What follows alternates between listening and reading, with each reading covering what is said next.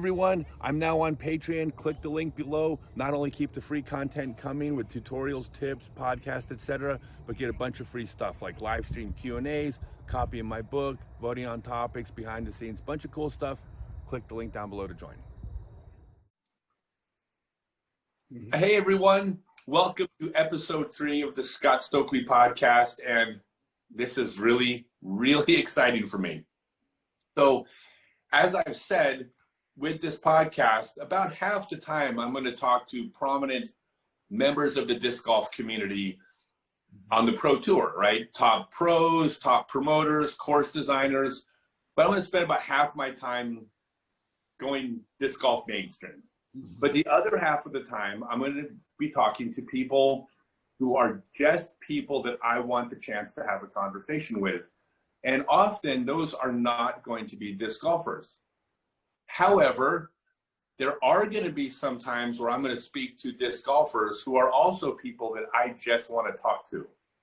So when I announced that I wanted to do this, a friend from California messaged me and said, "You need to talk to Don Shin." And I said, "Tell me more. I'm all ears. I'm open to ideas." So, by the way, if any of you have ideas to send of people to talk to, please send them in. So he says, so Don Shin is a disc golfer who is 100 years old, who disc golfs every day. And if you want, I could probably set it up to talk to him. And I said, yes, absolutely. Let's do it tomorrow. So I'm really excited to have Don Shin as my second guest on my podcast. Don, welcome to the show. Thank you. Okay, so first off, we're going to talk about a lot of things, but only some of them are going to be disc golf because I'm honestly more interested in you and your life and the things you can share. Are you 100 years old or are you turning 100? I'm going to be 100 years old. It's coming October 19th. October 19th. Yes. That's fantastic. So everybody that wants to wish you a happy birthday, October 19th. Yes. And I understand, well, let me first say that my friends were sending me information about you. I didn't want to see any of it. Because if I know about you, then I'm not going to ask questions that other people are interested in. So I wanted to go into this knowing very little so I can ask all the questions. So you are married, right? Yes. How old is your wife? My wife is 91 years old. It is my second wife. Okay. Now, she's 91 years old, do you think of her as a youngster? Yes. That's great. So for the rest of your life, your wife will always be 9 years younger than you. Yes. That's great. And we'll start talking a little bit disc golf, but then I want to get to know you. But so you came to my attention because you disc golf every day. Where do you play? Where did I from? Oh, no. Where do you play disc golf today? Oh, I went to a little bit late this morning. I went to a course at about 8:30 because I had to do something in the morning. So I was late. Okay, what course? Mountain Pride. Where this is what they call a Mountain Pride, a disc golf course. Okay, what city? Murrieta, California. Okay, in California, but what city? Murrieta. Okay, Murrieta. Okay. Murrieta. And can I spell you? Can you what? Can I give you a spelling of the yes. The city? You don't need to spell it. No. Okay. No, it's okay. All right. Go. Okay. All right. So you play disc golf every day. Every day, yes. That's great. Now, does your wife play? No. No? Okay, I have to ask because every single man who plays disc golf that has a wife that doesn't play not everyone, but a lot of times there's conflict. Does she get mad at you for disc golf taking you away from her? She often complains about that, but he doesn't reject it, you know. Well, she let me go if I want to go. But she doesn't, you know, hold me back. Okay. She just say nothing. Okay. That's great. I love it. So I cannot wait to talk disc golf with you. But let's start it. So where are you from originally? I am from South Korea. Okay. 1974. You came here in 1974? Instructor. I had a big school in Chicago, and I taught judo for the period of, let me see, somewhere around 20 years. Then I stopped teaching and turned it over to my younger people because I had the backache. Mm-hmm. That's really funny that you say this, because I studied judo for years, and Jigaro Kano taught and did it into his 90s, and his daughter, you probably know this, his daughter also would roll with people in her 90s. So you taught judo for 20 years, and that was in Chicago? Yes. And I wish I could teach judo now, but my condition of body doesn't allow me to do. I was always impressed that they could do it. Yeah, it's really hard on it's really hard on the body. Yes, it is. Like just doing ukemi, learning to fall is so hard. Yes. So you taught for 20 years, and this is in the 70s. In the 70s, yes. So this was back in the 70s. It wasn't as common for Asian martial arts to be taught to Americans, right? This was new back then, wasn't it? Yes. Go ahead. Oh, I was going to ask, was there resistance? I've heard that sometimes people didn't want those arts taught here. Was that the case for you? Did anybody try to stop you? When I used to teach judo in Chicago, it was very popular because of Kung Fu. Okay. I forgot the name of the instructor. He is from China. Because of him, all the martial arts became very popular. So okay. I really enjoy teaching them, and everybody wants to come to learn. Okay. Yeah, I remember reading that Bruce Lee learned all these great striking arts, yes. And then he got onto a mat with Gene LaBelle. Yes. You're familiar, Judo Gene LaBelle, and he realized he needed to be able to fight on the ground. And back then it was more judo than anything. That was the really only ground fighting aside from wrestling, I think, that was taught, correct? Right. Oh my gosh. So I just want to talk judo for the next hour. I'm not going to, but it's so interesting that you did that. So, but let me ask you, you came here in 74? Yes. So at that point you were 35 or like you were older at that point. What did you 50? I was a 54. Oh, 54. So what did you do before you came to America? But I was teaching judo and some other subject at the Korea Judo College as a professor. Okay. Uh-huh. So as a professor, does that mean you taught more than judo? Did you teach just judo? Or when you say professor, were you teaching classroom? Yeah, I had a class in judo and I taught English grammar. Okay. Grammar, and I taught other things too. Okay, so what brought you over here? Well, I had a friend in Chicago. He wanted me to come and live together here. Okay. So, And were you married then? I married her, the present wife, about 3 years later. Okay, so you've been with her 40-something years. Yes. Well, she was 2 years younger than I at that time. No, not about him.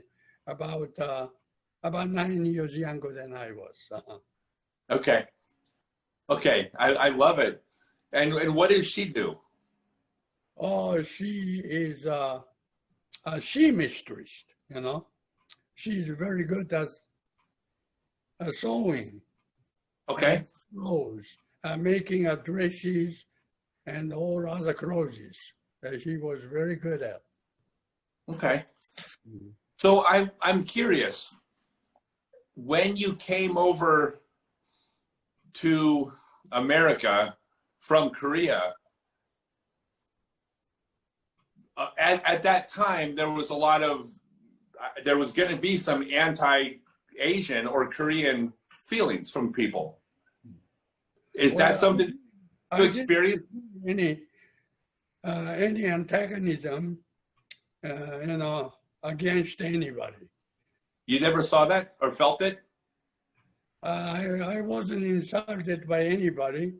I was stress-free because I had what they call a natural solution for human wellness and spiritual armament because it shields us within a safety zone. Okay. That I always think about my living. So I didn't feel anything against anybody. Okay.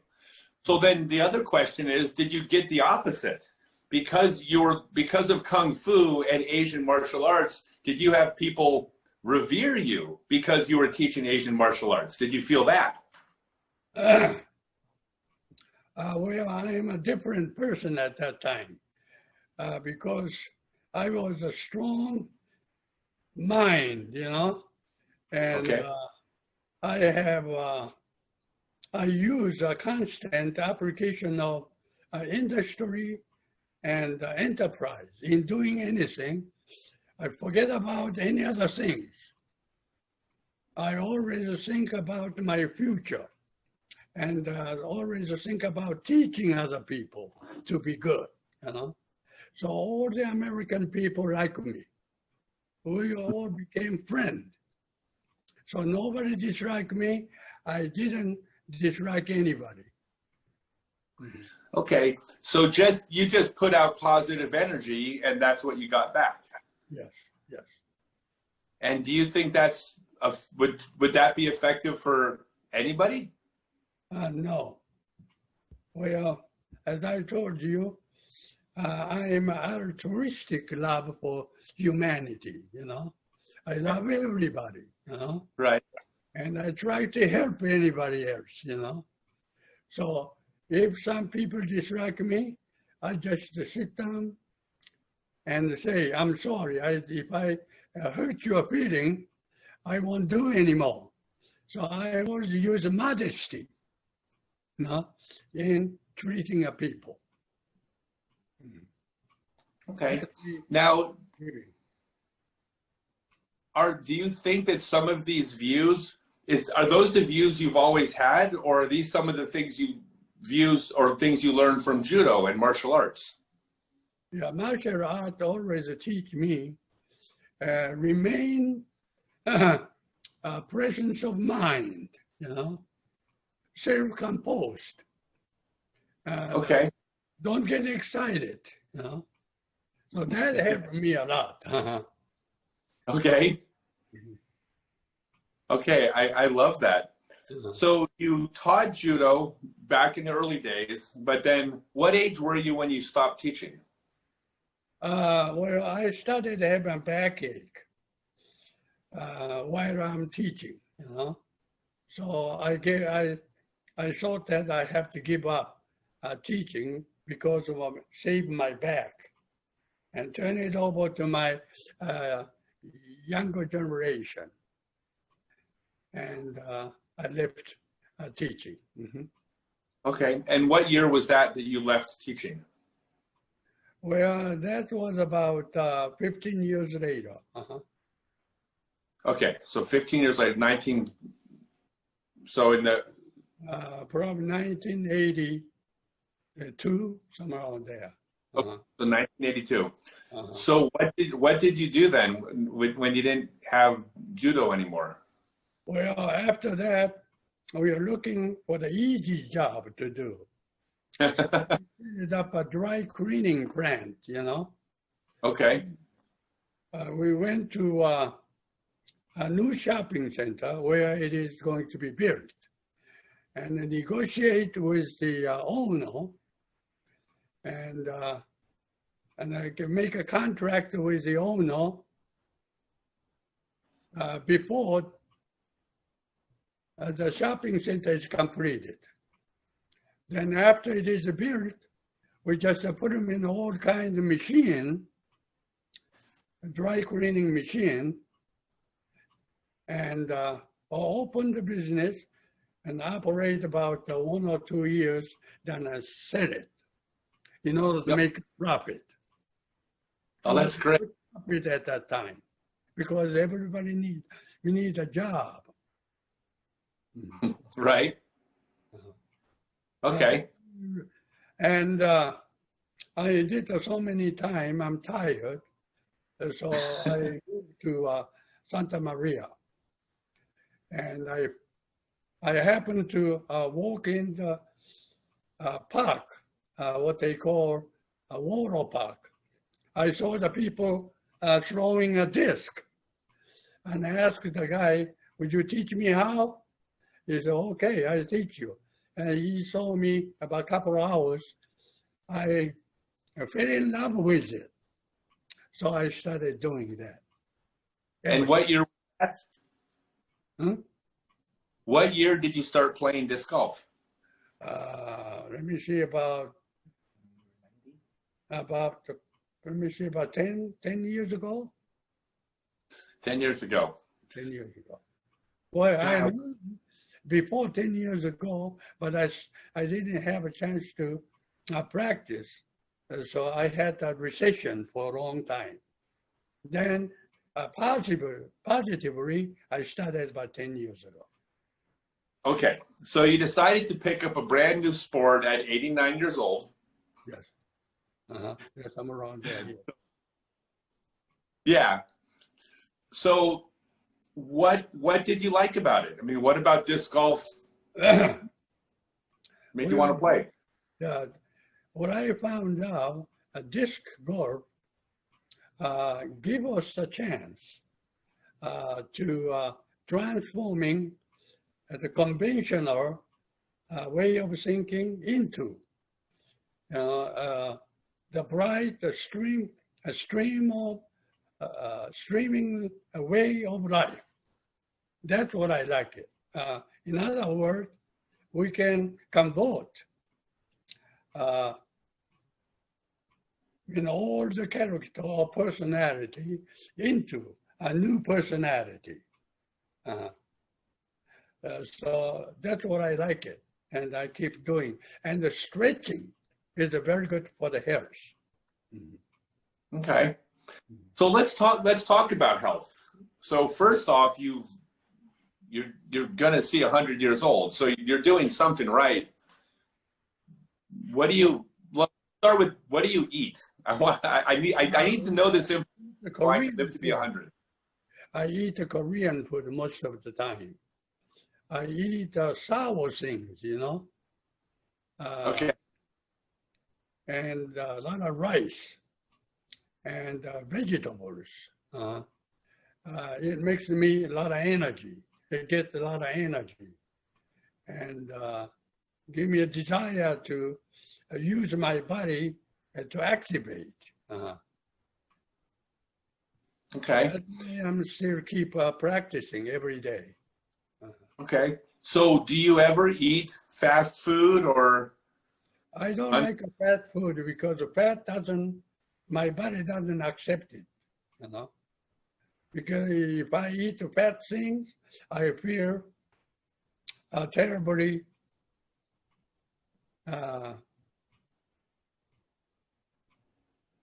terribly sorry, or I don't know how to express it, but I don't feel good if I eat the fat, and I don't get energy enough.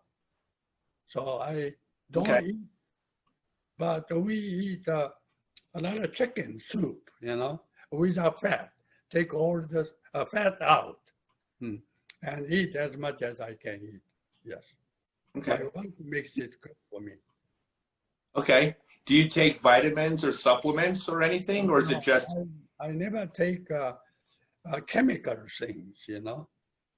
Chemical. No, I eat original, organic. There's any vitamins or anything like that is a man-made and chemically made.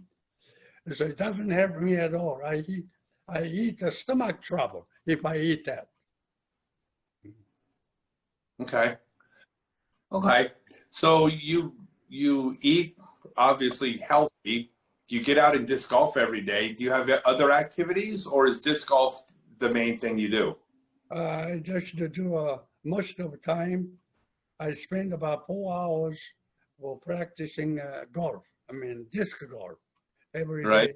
That I came home, take about 2 hours nap because I feel tired.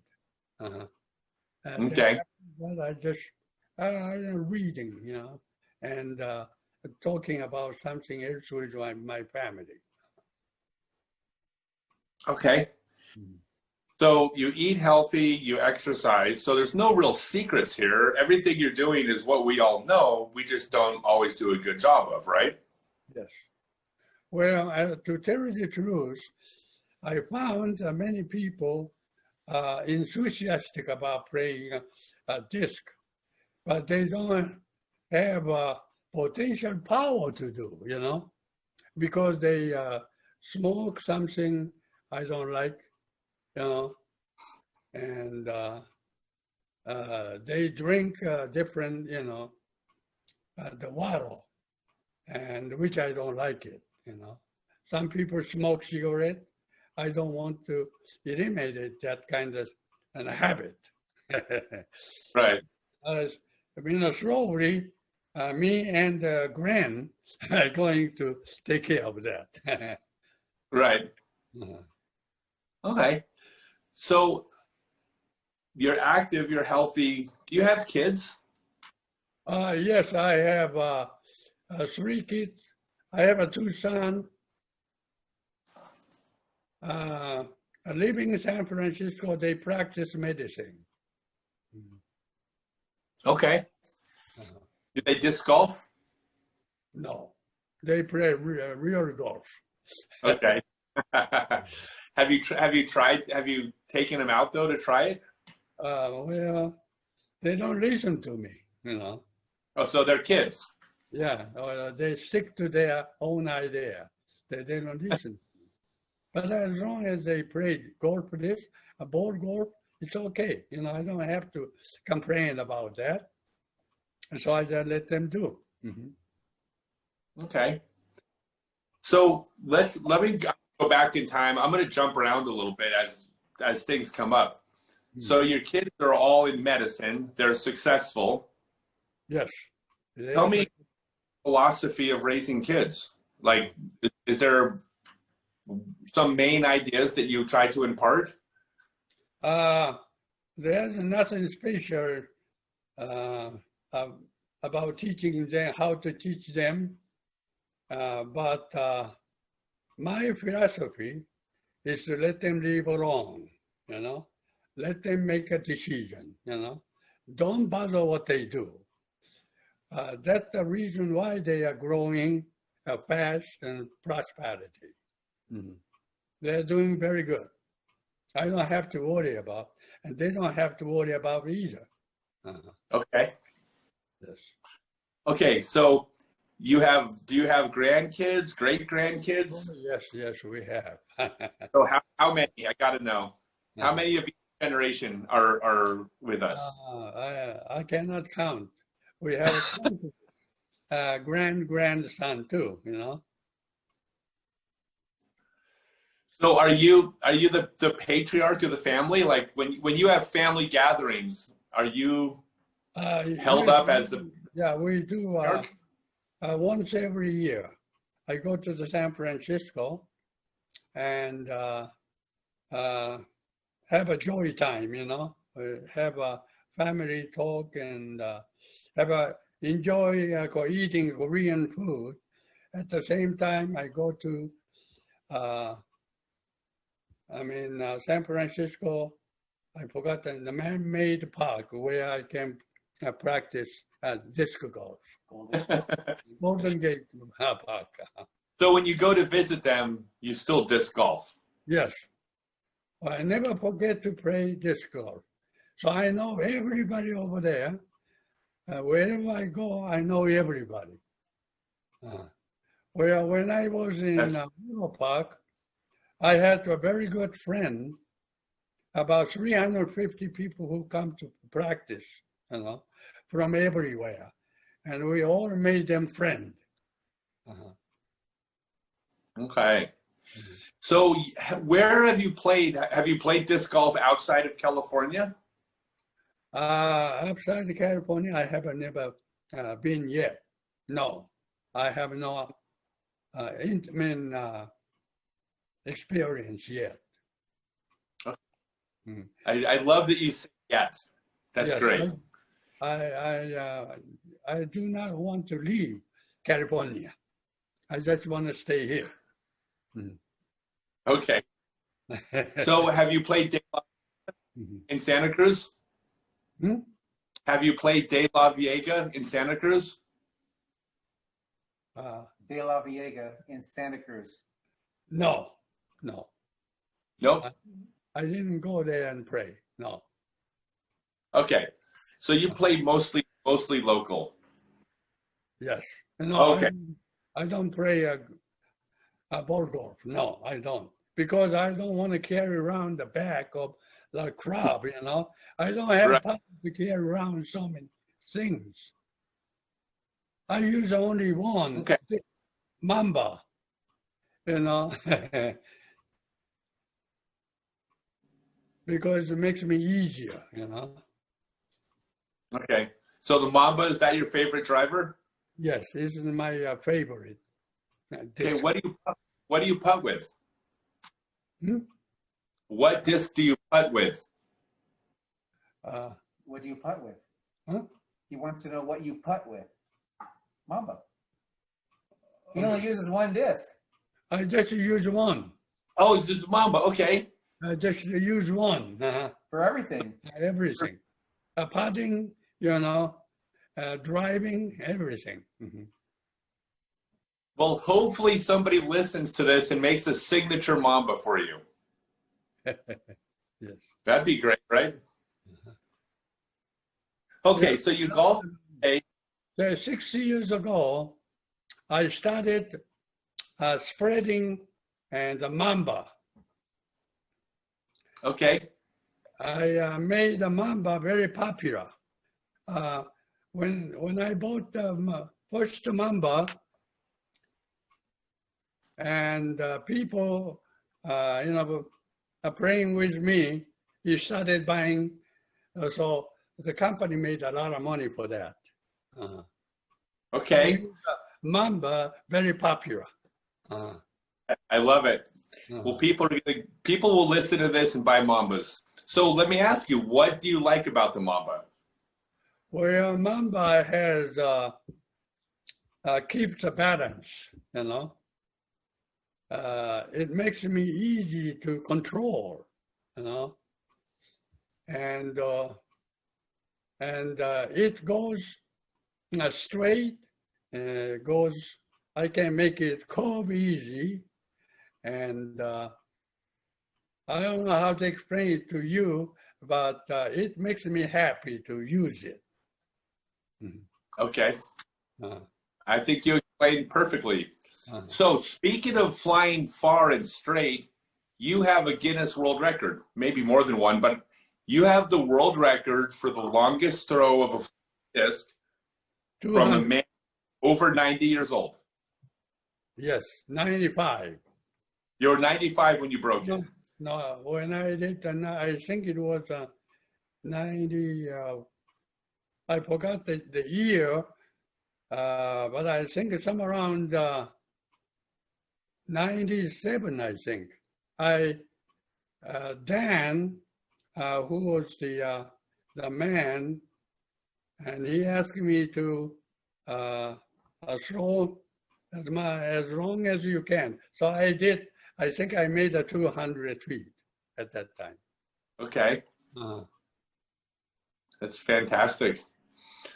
So how far do you throw now? Can you throw 200 feet still? well, average about between 200 and 220. But Okay. yesterday I made 320 feet one time. Really? Yes. That's awesome. So have you gotten a hole in one before? This does not happen all the time. Once No. every year. Once a year, something like that. But my average is 200, 220, somewhere around there. Okay. Have you ever gotten a hole in one? Have you ever gotten a hole in one? Oh, yes, 3 times. 3 times. One, yeah, short one in Santa Barbara, no, Santa Maria. That's great. So which holes? I have to know.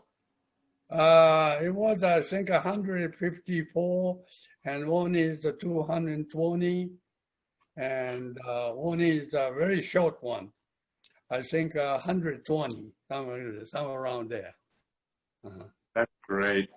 So you play tournaments, right? Yes, I played the tournament about, let me see, 6 times.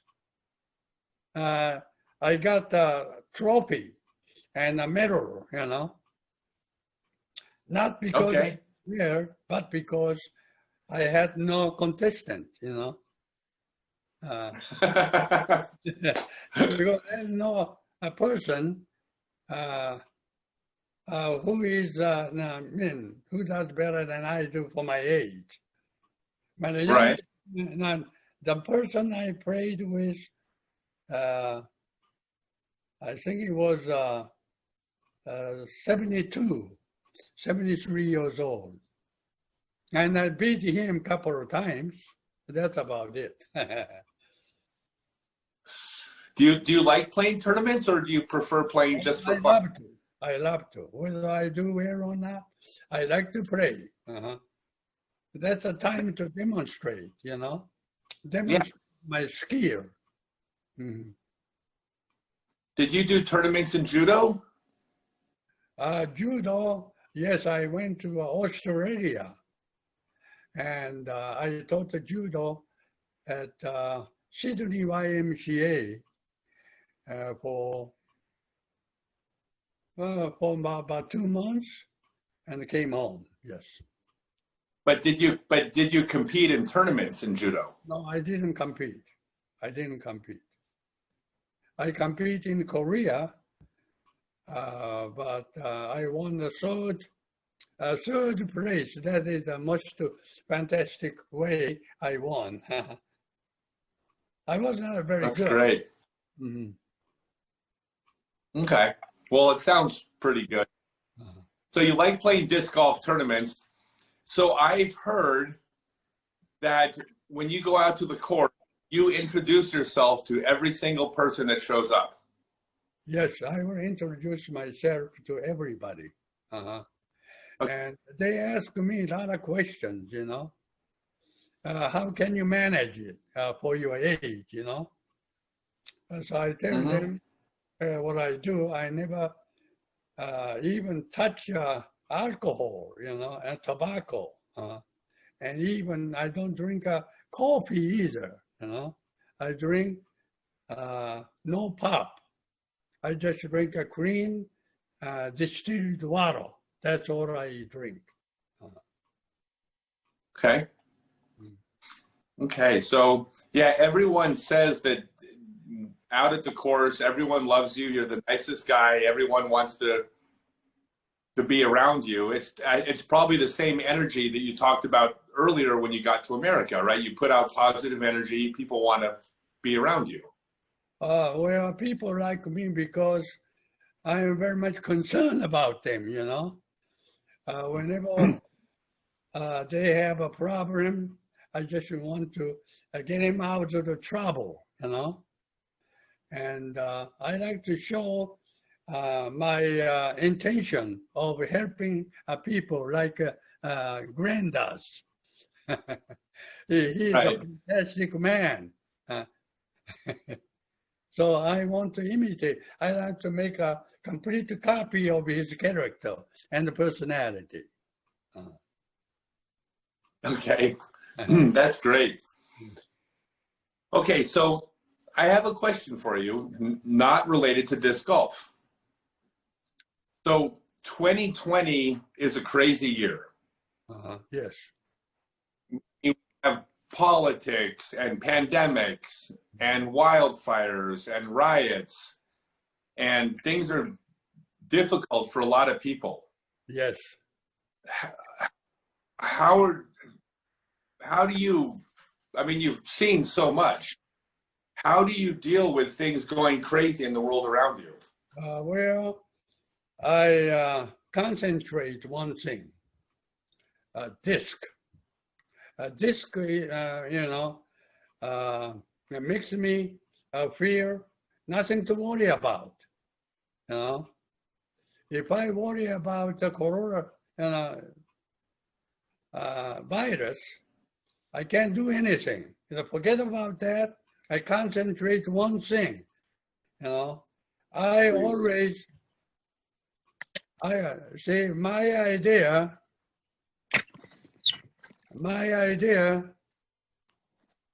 is to the people when they throw, when they drive, they think about the disc.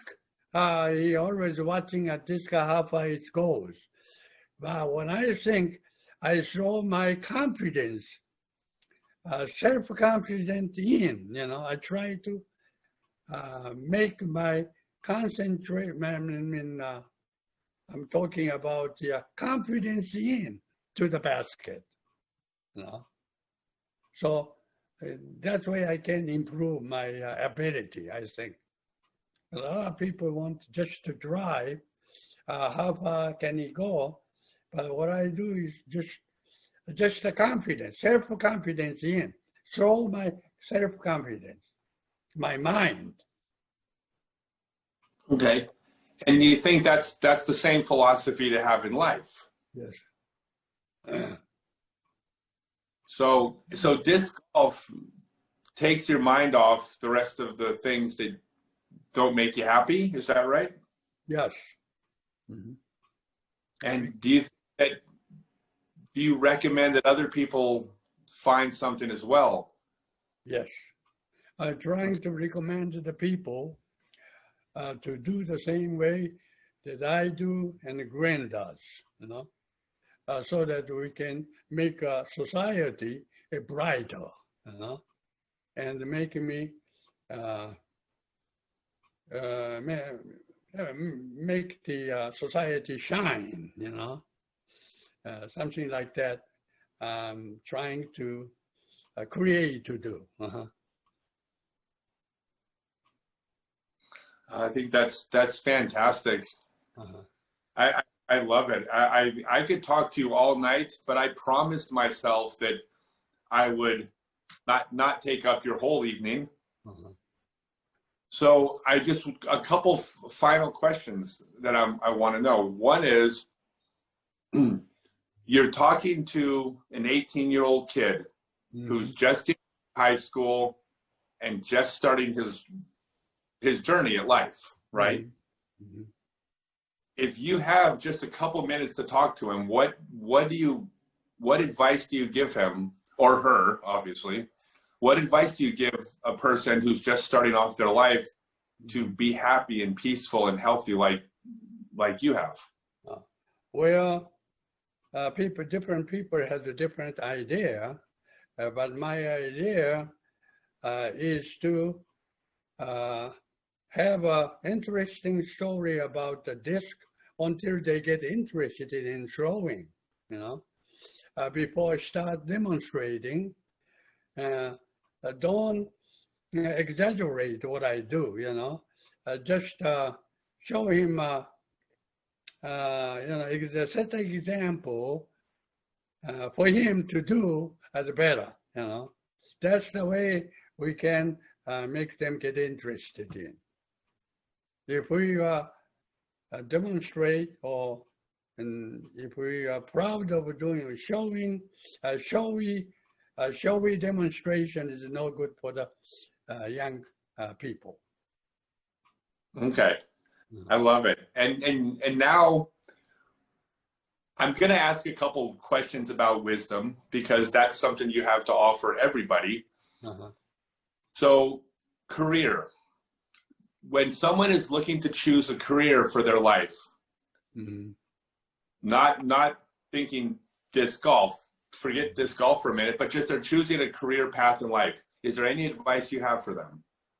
Well, we cannot make a disc golf career because so many people want to make money by playing a disc golf, but it's not easy. So we have to practice disc golf in order to keep my body shape, So we have to have a regular job. Besides, we have regular sports on exercise to do. So I like to take it as a extra exercise to do beside a regular job, so that we can make it improve. It's not easy to make money by playing a disc golf. No, not anybody, not everybody. And a man like you, you may make a lot of money because you're so good, but we are not. Okay. I think we heard so much about you. Grant always his talk about you, and he wish he could be like you. Oh, I'll never let him live that down. I appreciate that. Okay, I think I have just one more question. You've been married for 40-something years. What's the secret to having a good relationship? What's the secret to your marriage? It's not easy. This is a very difficult question. It depends on the people. It's different. Varies. I think in 40 years old, you're talking about how to start a married life, or when a couple of people get married in the 40s. Oh, which one you talking about? I guess what I'm just asking is, you're happily married for longer than most people stay married. Oh, so well, yeah, what's important to make that work for you? Well, as I told you before, different people has a different idea and different, circumstances. So some people made it for sex. Some people are married for companion, some people just depend upon each other, so it depends. Okay. The best way to marry young people in the 40s is to get the confidence reliance, We believe each other. That's the way we can keep leading the same constant married life. Okay. Does it make sense to you? Yeah, it makes perfect sense. I understand what you're saying. Okay. So, is there anything, because a lot of people are going to watch this, hopefully, is there anything you want to share for people watching? Anything that you want to impart? Well, yeah, some people on the way, they are derailed, and some people, because of the money problem, some people has emotional problem, but best way is to consolidate all the consequential and reason away, and make him believe each other. That's the best way to do. Okay. I love it. This is so exciting for me. So thank you so much. You are more than welcome. I understand we met each other 5 years ago, and it's all a blur to me. I travel so much. Oh, okay. Please come to our Mountain Pride Golf Course once and see. It is a beautiful, many up and downs, many bushes and other tall trees.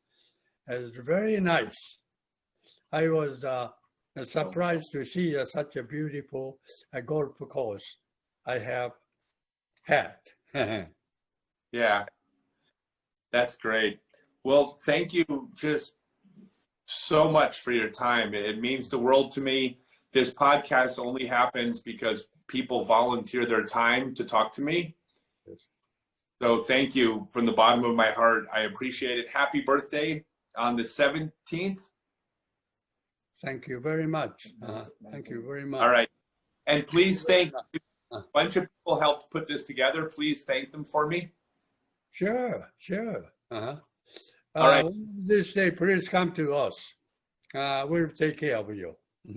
Okay. I would love that. Thank you so much. You're welcome. All right. All right. That was episode 3 with Don Shin.